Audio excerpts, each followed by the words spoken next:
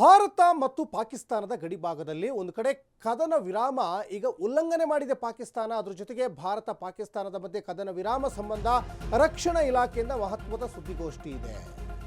ಸಾಕಷ್ಟು ಮಹತ್ವದ ನಿರ್ಧಾರಕ್ಕೂ ಕೂಡ ಇವತ್ತು ರಕ್ಷಣಾ ಇಲಾಖೆ ಬರುವಂಥ ಸಾಧ್ಯತೆ ಇದೆ.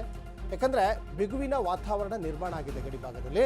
ಇವತ್ತು ಬೆಳಿಗ್ಗೆ 11 ಗಂಟೆಗೆ ಪ್ರೆಸ್ ಮೀಟ್ ನಡೆಯುತ್ತೆ. ರಕ್ಷಣಾ ಇಲಾಖೆಯಿಂದ ಮಹತ್ವದ ಸುದ್ದಿಗೋಷ್ಠಿ ಆಗುತ್ತೆ.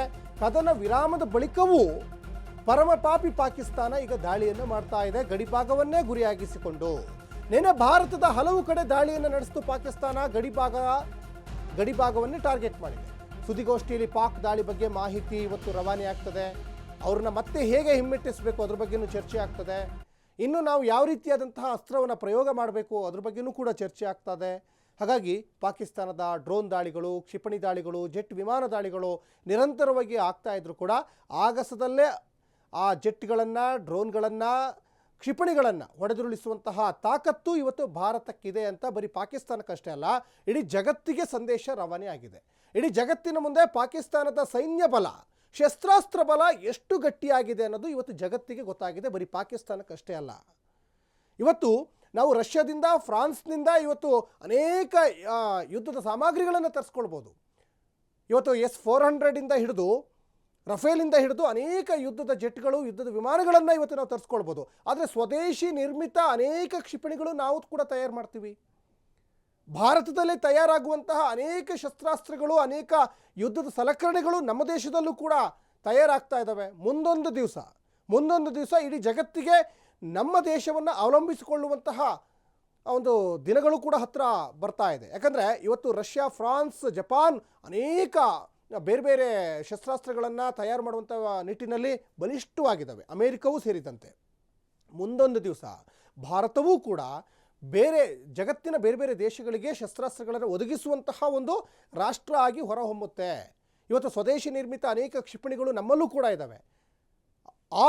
ಆ ಕ್ಷಿಪಣಿಗಳು ಕೂಡ ಇವತ್ತು ಸಾಕಷ್ಟು ಕೆಲಸವನ್ನು ಮಾಡ್ತಾ ಇದ್ದಾವೆ. ಹಾಗಾಗಿ ರಕ್ಷಣೆ ಅಂತ ಬಂದಾಗ ಭಾರತ ಸಾಕಷ್ಟು ಬಲಿಷ್ಠವಾಗಿದೆ, ಜಗತ್ತಿಗೆ ಅದು ಸಂದೇಶ ಹೋಗಿದೆ. ಪಾಕಿಸ್ತಾನದ ವಿರುದ್ಧ ವಾಟರ್ ವಾರ್ ಮುಂದುವರಿತಾ ಇದೆ. ಸಲಾಲ್ ಡ್ಯಾಮ್ನಿಂದ ಭಾರೀ ಪ್ರಮಾಣದ ನೀರು ರಿಲೀಸ್ ಆಗಿದೆ. ರಿಯಾಸಿ ನದಿ ಪಾತ್ರದಲ್ಲಿ ಪ್ರವಾಹದ ಭೀತಿ ಈಗ ಆರಂಭವಾಗಿದೆ. ನಿಮಗೆ ದಶದಿಕ್ಕುಗಳಲ್ಲೂ ಕೂಡ ಈಗ ನಿರ್ಬಂಧ ಪಾಕಿಸ್ತಾನಕ್ಕೆ ಹೋಗುವ ನೀರಿನ ಹರಿವು ಹೆಚ್ಚಿಸಿ ಈಗ ಶಾಕ್ ಕೊಟ್ಟಿದ್ದಾರೆ. ಪಾಕ್ ಪ್ರವಾಹದಲ್ಲಿ ಸಿಲುಕುವಂತೆ ಈಗ ಭಾರತ ಮಾಡಿದೆ. ಒಂದು ಕಡೆ ಜಲ ದಿಗ್ಬಂಧನ, ಮತ್ತೊಂದು ಕಡೆ ಈಗ ವಾಘಾ ಅಟ್ಟಾರಿ ಗಡಿ ಬಂದಾಗಿದೆ, ವಾಯುಮಾರ್ಗವೂ ಕೂಡ ಬಂದಾಗಿದೆ. ಇನ್ನೊಂದು ಕಡೆ ನಿಮ್ಮ ಯಾವ ಹಡಗುಗಳು ಕೂಡ ಭಾರತದ ಬಂದರಿಗೆ ಬರೋ ಹಾಗಿಲ್ಲ. ದಶದಿಕ್ಕುಗಳಲ್ಲೂ ಕೂಡ ಈಗ ನಿರ್ಬಂಧ, ಅಷ್ಟ ದಿಗ್ಬಂಧನವನ್ನು ಹಾಕಿದೆ. ನೋಡಿ ಪಾಕಿಸ್ತಾನದ ಒಂದು ಪರಿಸ್ಥಿತಿ ಹೆಂಗಾಗ್ತಾ ಇದೆ ಅಂದರೆ, ಸಲಾಲ್ ಡ್ಯಾಮ್, ಪಾಕಿಸ್ತಾನದ ಸಲಾಲ್ ಡ್ಯಾಮ್, ಈಗ ಡ್ಯಾಮನ್ನು ಭಾರತ ಓಪನ್ ಮಾಡಿರೋದ್ರಿಂದ ಅಲ್ಲಿ ಪ್ರವಾಹದ ಭೀತಿ. ಅಲ್ಲಿ ಹೆಂಗಾಗ್ತಾ ಇದೆ ಅಂದರೆ, ಸಿಂಧು ನದಿ, ಇವಾಗ ನಾವು ನೀರನ್ನು ನಿಲ್ಲಿಸಿದ್ದೀವಿ. ಸಿಂಧು ನದಿಯನ್ನು ನಂಬಿಕೊಂಡು ಪಾಕಿಸ್ತಾನದ 80% ಇದೇ ಸಿಂಧು ನದಿಯನ್ನು ನಂಬ್ಕೊಂಡಿದ್ದಾರೆ. ಕೃಷಿ ಮತ್ತು ಕೃಷಿಯೇತರ ಚಟುವಟಿಕೆಗಳಿಗೂ ಕೂಡ ಸಿಂಧು ನದಿ ನೀರನ್ನೇ ನಂಬ್ಕೊಂಡಿದ್ರು. ಈಗ ಸಲಾಲ್ ಡ್ಯಾಮ್ ಓಪನ್ ಆಗಿದೆ.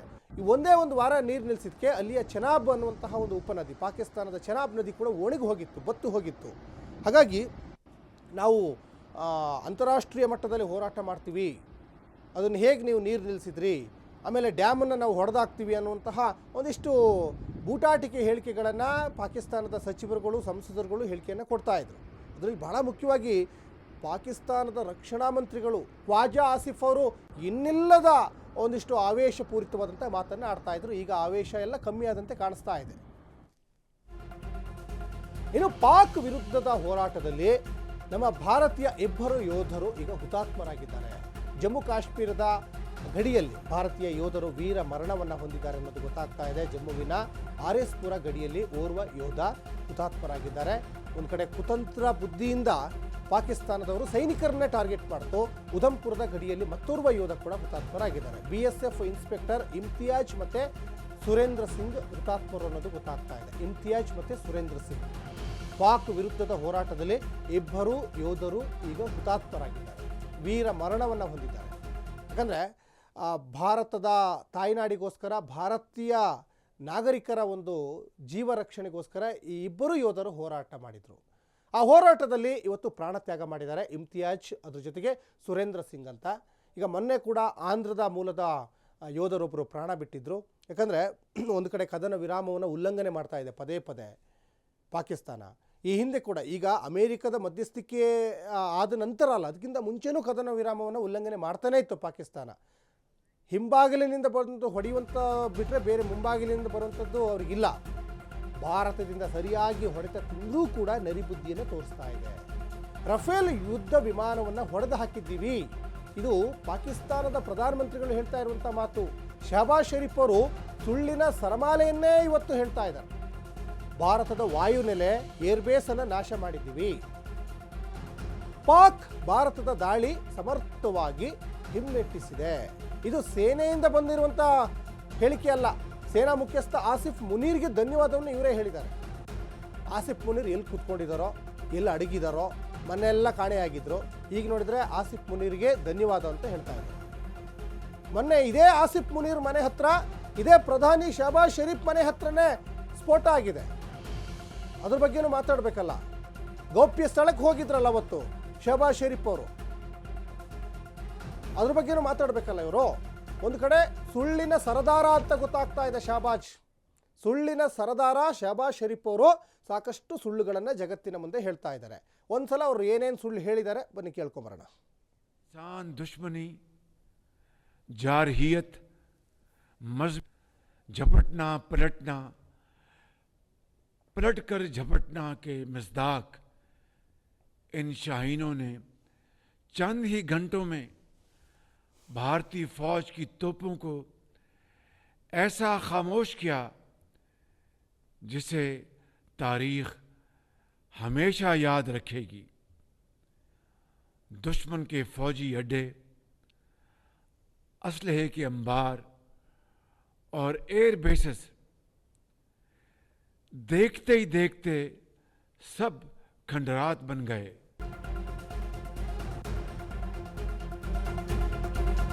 ಒಂದು ಕಡೆ ಕದನ ವಿರಾಮಕ್ಕೆ ಒಪ್ಪಿಗೆ ಇದ್ರೂ ಕೂಡ ಮತ್ತೊಂದು ಕಡೆ ಪಾಕಿಸ್ತಾನದವರು ಪದೇ ಪದೇ ಭಾರತದ ಮೇಲೆ ದಾಳಿ ಮಾಡ್ತಾ ಇದ್ದಾರೆ. ಎಲ್ಲದಕ್ಕೂ ಪಾಕಿಸ್ತಾನವೇ ಸಂಪೂರ್ಣ ಹೊಣೆಯಾಗುತ್ತೆ. ಯಾಕಂದರೆ ಕದನ ವಿರಾಮಕ್ಕೆ ಒಪ್ಪಿ ಕದನ ವಿರಾಮ ಉಲ್ಲಂಘನೆ ಮಾಡೋದು ಸರಿಯಲ್ಲ. ವಿದೇಶಾಂಗ ಕಾರ್ಯದರ್ಶಿ ವಿಕ್ರಮ್ ಮಿಶ್ರಿ ಅವರು ಹೇಳಿಕೆಯನ್ನು ಕೊಡ್ತಾ ಇದ್ದಾರೆ. ಪಾಕ್ ದಾಳಿಯನ್ನು ಭಾರತ ಗಂಭೀರವಾಗಿ ಪರಿಗಣಿಸಿದೆ, ಅದಕ್ಕೆ ತಕ್ಕನಾದಂತಹ ಉತ್ತರವನ್ನು ಕೂಡ ಭಾರತೀಯ ಸೇನೆ ಕೊಡ್ತಾ ಇದೆ. ಜಮ್ಮು ಕಾಶ್ಮೀರ, ರಾಜಸ್ಥಾನ ಸೇರಿದಂತೆ ಹಲವೆಡೆ ದಾಳಿ ಆಗ್ತಾ ಇದೆ. ಪಾಕ್ಗೆ ಭಾರತೀಯ ಸೇನೆ ಸಮರ್ಥವಾಗಿ ಪ್ರತ್ಯುತ್ತರವನ್ನು ನೀಡ್ತಾ ಇದೆ, ಮುಂದೆಯೂ ಕೂಡ ನೀಡುತ್ತೆ. ಯಾಕಂದರೆ ಕದನ ವಿರಾಮಕ್ಕೆ ನೀವೇ ಅಂಗಲಾಚಿ ಬೇಡ್ಕೊಂಡಿರೋದು. ಕದನ ವಿರಾಮಕ್ಕೆ ಅಮೆರಿಕದ ಮೊರೆ ಹೋಗಿದ್ರಿ, ಭಾರತವನ್ನು ಹೇಗಾದರೂ ಮಾಡಿ ಒಪ್ಪಿಸಿ ಅಂತ. ಈಗ ನೋಡಿದರೆ ಕದನ ವಿರಾಮವನ್ನು ಉಲ್ಲಂಘನೆ ಮಾಡಿದ್ದೀರಾ. ಹಾಗಾಗಿ ವಿದೇಶಾಂಗ ಕಾರ್ಯದರ್ಶಿ ವಿಕ್ರಮ್ ಮಿಶ್ರಿ ಅವರು ಒಂದಿಷ್ಟು ಹೇಳಿಕೆಯನ್ನು ಕೊಟ್ಟಿದ್ದಾರೆ. ಇದಕ್ಕೆಲ್ಲ ಕಾರಣ, ಇದಕ್ಕೆಲ್ಲ ಹೊಣೆಗಾರಿಕೆ ಪಾಕಿಸ್ತಾನವೇ, ಮುಂದೆಯೂ ಕೂಡ ಎದುರಿಸ್ತೀರಾ ನಮ್ಮ ಭಾರತ ಸೇನೆಯ ಹೊಡೆತವನ್ನು ಅಂತ ಹೇಳ್ತಾ ಇದ್ದಾರೆ. ಇನ್ನು ಭಾರತ ಮತ್ತು ಪಾಕಿಸ್ತಾನದ ಮಧ್ಯೆ ಕದನ ವಿರಾಮ ಹಿನ್ನೆಲೆಯಲ್ಲಿ ಇನ್ನೊಂದು ಕಡೆ IPL ಅರ್ಧಕ್ಕೆ ನಿಂತಿತ್ತಲ್ಲ, ಅದು ಪುನರಾರಂಭ ಕುರಿತು ಇವತ್ತು BCCI ಮೀಟಿಂಗನ್ನು ಮಾಡುತ್ತೆ. IPL ಆಡಳಿತ ಜೊತೆಗೆ BCCI ಮಾತುಕತೆಯನ್ನು ಆಡುತ್ತೆ. ಆಡಿಸ್ಬೇಕಾ, ಸದ್ಯಕ್ಕೆ ನಿಲ್ಲಿಸ್ಬೇಕಾ ಅಂತ. ಯಾಕಂದರೆ 16 ಪಂದ್ಯಗಳು ಈಗ ಮರು ಆಯೋಜನೆಗೆ ಚಿಂತನೆಗಳು ನಡೆಸ್ತಾ ಇದೆ. 16 ಪಂದ್ಯಗಳು ಬಾಕಿ ಉಳ್ಕೊಂಡಿದ್ದಾವೆ. ಸಭೆ ಬಳಿಕ ಪರಿಷ್ಕೃತ ವೇಳಾಪಟ್ಟಿ ಬಿಡುಗಡೆ ಆಗುವಂಥ ಸಾಧ್ಯತೆ ಇದೆ. ಇನ್ನು ಉಳಿದ ಪಂದ್ಯಗಳು ದಕ್ಷಿಣ ಭಾರತದಲ್ಲಿ ಆಯೋಜನೆ ಮಾಡ್ತಾರೆ. ಯಾಕಂದರೆ ಎಲ್ಲಿ ಸೇಫೆಸ್ಟ್ ಪ್ಲೇಸ್ ಎಲ್ಲಿದೆ ಅಲ್ಲಿ ಆಡಿಸುವಂಥ ಸಾಧ್ಯತೆ ಇದೆ. ಕರ್ನಾಟಕ, ತಮಿಳುನಾಡು, ಹೈದರಾಬಾದ್ನಲ್ಲಿ ಪಂದ್ಯ ಪುನರಾರಂಭ ಆಗುವ ಸಾಧ್ಯತೆ ಇದೆ. ಒಂದು ಕಡೆ ಭಾರತ ಪಾಕಿಸ್ತಾನದ ಮಧ್ಯೆ ಕದನ ವಿರಾಮ ಇರೋದ್ರಿಂದ IPL ಪಂದ್ಯ ಈ ಗ್ಯಾಪಲ್ಲಿ ಮುಗಿಸ್ಕೊಂಡ್ಬಿಡೋಣ ಅಂತ ಒಂದು ಕಡೆ BCCI ತೀರ್ಮಾನ ಮಾಡಿದಂತೆ ಕಾಣಿಸ್ತಾ ಇದೆ. ಇನ್ ಕೇಸ್ ಎಲ್ಲಾದರೂ ಪದೇ ಪದೇ ದಾಳಿ ಆಗ್ತಾ ಇದ್ದರೆ IPL ಮತ್ತೆ ಮುಂದೂಡುವಂಥ ಸಾಧ್ಯತೆ ಕೂಡ ಉಂಟು. ಯಾಕಂದರೆ ಈಗ ಒಂದು 16 ಪಂದ್ಯಗಳಿದ್ದಾವೆ. ಆದರೆ ಇಲ್ಲಿ IPL ಮತ್ತು ರಾಷ್ಟ್ರ ಅಂತ ಬಂದಾಗ ರಾಷ್ಟ್ರವೇ ಮೊದಲು, ರಾಷ್ಟ್ರವೇ ಶ್ರೇಷ್ಠ. ಇವತ್ತು ಸೈನಿಕರು ತಮ್ಮ ಜೀವದ ಹಂಗನ್ನು ತೊರೆದು ಇವತ್ತು ಹೋರಾಟ ಮಾಡ್ತಾ ಇದ್ದಾರೆ. ಅವರಿಗೆಲ್ಲರ ಸಪೋರ್ಟ್ ಬೇಕಾಗ್ತದೆ. ಹಾಗಾಗಿ IPL ಏನು ದೊಡ್ಡ ವಿಚಾರ ಅಲ್ಲ, ಮುಂದೆ ಯಾವತ್ತು ಬೇಕಾದ್ರೂ ಆಡ್ಬೋದು. ಇನ್ನು ಭಾರತೀಯ ಸೇನೆಯನ್ನು ಬೆಂಬಲಿಸಿ BJPಯಿಂದ ವಾಕಥಾನ್ ನಡೀತಾ ಇದೆ. ವಾಕಥಾನ್ಗೆ ಕೇಂದ್ರ ಸಚಿವೆ ಶೋಭಾ ಕರಂದ್ಲಾಜೆ ಚಾಲನೆಯನ್ನು ಕೊಟ್ಟಿದ್ದಾರೆ. ಇನ್ನು ಬೆಂಗಳೂರಿನ ವಿದ್ಯಾರಣ್ಯಪುರದಲ್ಲಿ ವಾಕಥಾನ್, ಇದು ರಾಜ್ಯ BJP ಘಟಕದಿಂದ ವಾಕಥಾನ್ ಮಾಡ್ತಾ ಇದ್ದಾರೆ. ರಾಷ್ಟ್ರ ರಕ್ಷಣೆಗಾಗಿ ನಾವೆಲ್ಲರೂ ಕೂಡ ಘೋಷವಾಕ್ಯದಡಿ ರ್ಯಾಲಿಯನ್ನು ಮಾಡಬೇಕು. ತ್ರಿವರ್ಣ ಧ್ವಜವನ್ನು ಹಿಡಿದು BJP ನಾಯಕರು ರ್ಯಾಲಿಯನ್ನು ಮಾಡಿದ್ದಾರೆ. ಮೊನ್ನೆ ಕಾಂಗ್ರೆಸ್ನವರು ಕೂಡ ತ್ರಿವರ್ಣ ಧ್ವಜವನ್ನು ಹಿಡಿದು ರ್ಯಾಲಿಯನ್ನು ಮಾಡಿದ್ರು. ಈಗ ಬಿಜೆಪಿಯವರು फौजियों ने किया है। भारत आतंकवादी का विरोध लड़ रहे हैं। खुद पाकिस्तान ने पहलगाम को टेररिस्ट को भेजा, आतंकवादी को भेजा। उधर मासूम लोगों को धर्म पूछकर मार दिया।